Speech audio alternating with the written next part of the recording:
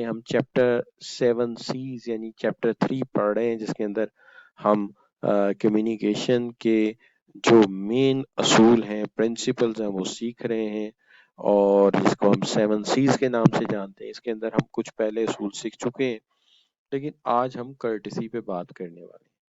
बहरहाल जी, कर्टेसी पे जब हम बात कर रहे हैं तो सबसे पहली बात तो ये आती है जनाब कि हम कंप्लीटनेस को मुकम्मल कर चुके हैं, कॉन्साइजनेस को, कंसिडरेशन को, कॉन्क्रीटनेस को, क्लैरिटी को। आज हम बात करें कर्टेसी के ऊपर। सवाल ये है, कर्टेसी का क्या मतलब है?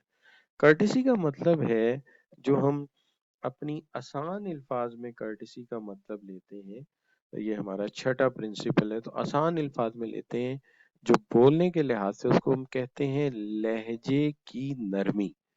लहजे की नरमी यानी लहजे में थोड़ी नरमी इख्तियार करने को कर्टेसी कहा जाता है उर्दू में।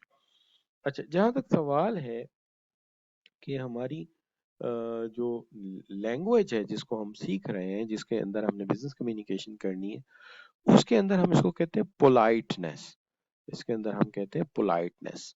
और पोलाइटनेस के अलावा इसके जो मीनिंग बनते हैं वो ये बनते हैं कि हम अपनी बात में थोड़ा नरम रवैया अख्तियार करें, हम इम्प्रेशन दें कि हम जो रिसीवर है उसकी इज्जत करते हैं, उसको रिस्पेक्ट देते हैं, ठीक है, और हम उसके साथ जो बात कर रहे हैं उसके अंदर हम बड़े सिंसियर हैं उसके साथ। तो ये सारी बातें हमें लेके चलती हैं कर्टसी की तरफ।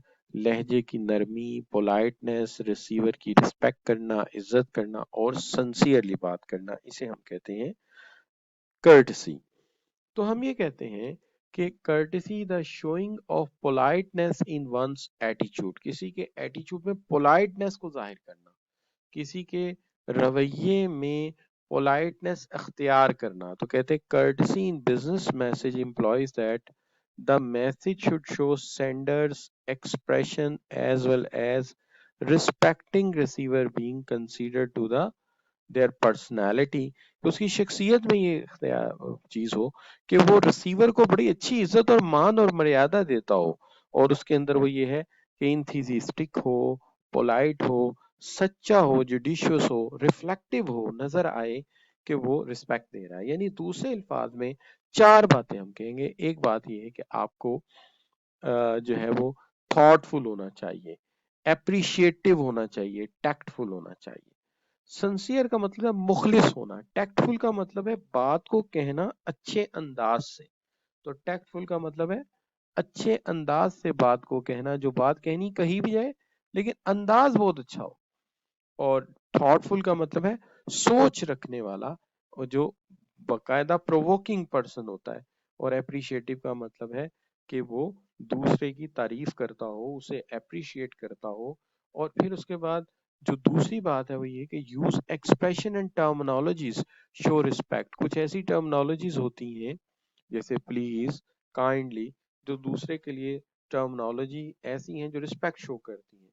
और दो बातें पहले की, एक बात ये अच्छा अंदाज, टेक्टफुल अंदाज, दूसरी बात टर्मिनोलॉजी ऐसी जिससे दूसरे को इज्जत फील हो।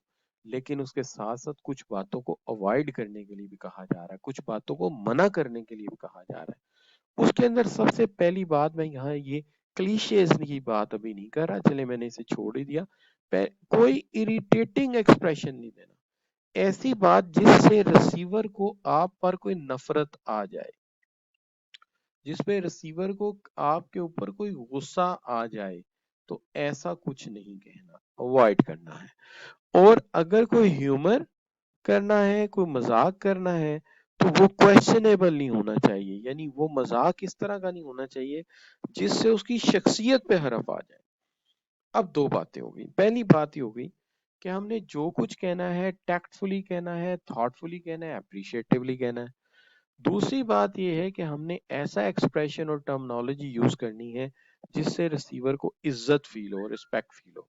लेकिन कुछ बातों से बाज भी रहना है, मना भी रहना है कि कोई नफरत अंगेज बात नहीं करनी, कोई सवालिया किस्म का मजाक भी नहीं करना। तो सबसे पहली तो बात यह है कि आपसे ये पूछा जाए कि यहाँ तक कि कुछ ऐसी बातें होती हैं जो इंसान को हमेशा गुस्सा दिलाती हैं, इंसान को हमेशा गुस्सा दिलाती हैं। भाई कौन सी बातें इंसान को गुस्सा दिलाती हैं?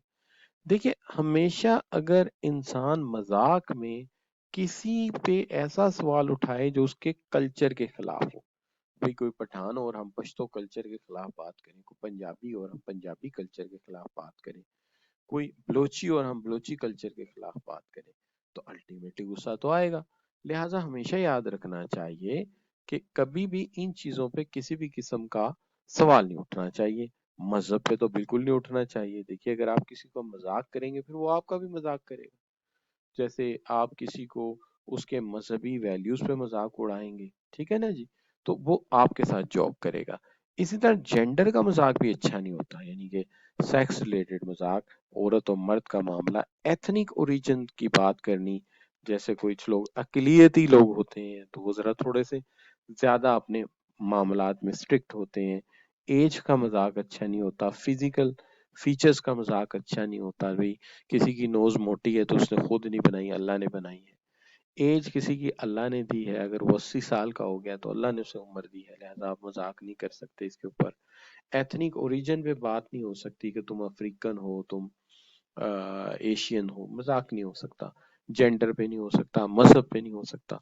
लिहाजा ये सारी बातें नहीं हो सकती। तो कर्टियस रहना है, कंसीडर करना है बोथ व्यू पॉइंट को एज वेल एज रिसीवर्स के। आपने कंसीडरेशन देनी है व्यू पॉइंट को, कि रिसीवर का जो व्यू पॉइंट है उसको नजरअंदाज भी नहीं करना। उसका व्यू पॉइंट नजरअंदाज हो गया तो बात तो खत्म होगी, फिर बात क्या करेंगे? भाई एक बंदे की राय को ही नहीं मानते तो फिर खत्म होगी ना बात। और पॉजिटिवली फोकस करना है ऑडियंस से, उसके ऊपर कभी नाराजगी नहीं मोल ले लेनी। और अवॉइड करना है communicating an assertion that the sender right and receiver is wrong। कभी ये नहीं शो करना कि रिसीवर जो है वो गलती पर है। अगर ये शो करेंगे कि रिसीवर गलती पर है तो फिर तो मामले जो है वो चौपट हो जाएगा। तो लिहाजा ये तो नहीं करना चाहिए। और तीसरी चीज आ जाती है कि will at best irritate the and at worst offend, कि किसी को आप पहले इरिटेट कर दें, ऑफेंड कर दें तो फिर तो बात नहीं बनेगी। तो देखिए, ऐसी बात नहीं करनी चाहिए जिसके ऊपर आप कहते हैं कि यू ओवरलुक्ड, तुमने ये बात को पेश नजर नहीं रखा। यू मस्ट, इसकी जगह अच्छा होता कि अगर आप ये कहते यू मस्ट एम्फसाइज, तुम्हें इस पे एम्फसाइज करना चाहिए, है ना। कॉन्ट्रेरी टू योर अंडरस्टैंडिंग, तुम्हें तो बात समझ ही नहीं आती, तुम्हारी समझ के से अलावा जो तुमने समझा उसके अलावा, तो ये तो नफरत दिलाने वाली बात है ना। अब ये वो बातें हैं जो गलत है। तो पहली बात, किसी के मजहब पे, किसी के जेंडर पे, किसी की एज पे, किसी के फिजिकल जेस्चर पे मजाक नहीं करते। कलर पे, कॉम्प्लेक्शन पे मजाक नहीं करते, बात ही नहीं करते। दूसरी चीज ये है कि कभी ये नहीं फील होना चाहिए कि राइटर ठीक है और रिसीवर गलत है। जैसे आप कह रहे हैं यू ओवरलुक्ड, तुमने नजरअंदाज कर दिया, है ना। तो इसकी बजाय तो होता वी मस्ट एम्फसाइज। और कभी भी ये नहीं कहना चाहिए कॉन्ट्रेरी टू योर अंडरस्टैंडिंग, तुम्हारी अंडरस्टैंडिंग के अलावा। तो इससे नफरत पैदा होती है। ये वो बात थी जो हमने कहा था कि रिस्पेक्ट होनी चाहिए, प्लीज और थैंक्स एंड काइंडली के वर्ड भी होने चाहिए, लेकिन उसके साथ साथ इन बातों से अवॉइड भी होना चाहिए। अब इसके अंदर कौन सी ऐसी बातें? सबसे पहली बात देखिए, अगर मैं किसी को यूं लिख दूं, I can not understand any of this confusing table. आप मुझे बताइए, जब हम किसी को कहेंगे कि तुमने ये जो टेबल बनाया इतना कंफ्यूजिंग है कि मुझे तो समझ ही नहीं आ रहा, अब जरा बताइए कि ये क्या इनडायरेक्ट क्रिटिसिज्म है या नहीं है? आप बताइए, क्या ये क्रिटिसिज्म है या नहीं है? जी शाबाश, बिल्कुल। तो ये एक इनडायरेक्ट क्रिटिसिज्म है, इनडायरेक्ट तनकीद है। ठीक होगी ना बात। अच्छा, दूसरी चीज है कि इट इज, इसकी बजाय तो आपको यूं होना चाहिए था कि आप यूं कहते कि you should draw out what you have understood, like it is my understanding that, मुझे जहां तक समझ आई है। तो ये फिर नहीं होना चाहिए, ये होना चाहिए जहां तक मुझे समझ आई। इसी तरह आपको रेसिपिएंट को मिसअंडरस्टैंडिंग द प्रीवियस पॉइंट को पॉइंट समझ नहीं आया तो आप कहते हैं you did not understand my message, तुमने मैसेज को अंडरस्टैंड ही नहीं किया। इससे जाहिर होता है कि दूसरा जो है वो अहमक है, उससे बात समझ नहीं आती।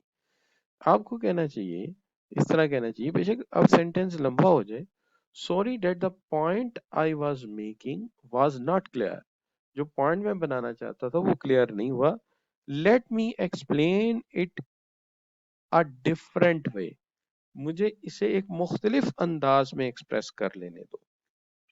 तो माजरत के मैं बात समझा नहीं पाया, तो अब जरा गौर कीजिएगा, पहली बात यह है कि कभी किसी को ये नहीं कहना चाहिए कि तुमने जो टेबल बनाया है, ग्राफ लिखा है, I can not understand any of this table, any of this figure, any of this diagram. बल्कि आपको जितना समझ आया आप एक्सप्रेस कर दीजिए कि as per my understanding, it is my understanding that. कभी ये नहीं कहना चाहिए I did not understand my, you did not understand my message, तुम्हें मेरा मैसेज ही नहीं समझ आया, तुम अहमक हो। बल्कि ये कहना चाहिए sorry dad, the point I was making was not clear, let me explain in another way, मुझे जरा इसे किसी और अंदाज में एक्सप्रेस कर लेने दो। तो बच्चों यहां तक बात क्लियर है तो जरा जी लिख के एंटर कीजिए ताकि अंदाजा हो जाए कि आपको ये बात क्लियर है ना जी। बिल्कुल ठीक हो गया। तो कंप्यूटर जी कहते हैं अगर क्लियर है तो चलो एक सवाल का जवाब दो। It can not understand, I can not understand any of this confusing table, the statement is lacking, इस स्टेटमेंट में क्या चीज लैक कर रही है, शाबाश, what is lacking in this statement. तो बच्चे कह रहे हैं सर इसमें कर्टेसी नहीं है, नाम को भी नहीं कर्टेसी। अच्छा बच्चों दूसरी चीज ये है कि if a message is lacking courtesy we can also say it is lacking. अगर एक मैसेज में कर्टेसी नहीं है तो हम ये कह सकते हैं कि ये बाकी चीजों में जो लैक कर रहा है। तो आप बिल्कुल सही जवाब पे पहुंचे कि इसका मतलब है इसमें गुड मैनर्स भी नहीं है और पोलाइटनेस भी नहीं, दोनों ही चीजें नहीं है। बिल्कुल ठीक कहा आप लोगों ने। अच्छा तो अगर मैं कहूं in spite of asking I can not understand any of this confusing table, तो मुझे क्या कहना चाहिए इसमें से, शाबाश शाबाश, it is my understanding that. बिल्कुल ठीक हो गया, ठीक हो गया जी बच्चों। तो यहाँ पे आके हम ये कहते हैं कि ये वाला जो प्रिंसिपल है ये आप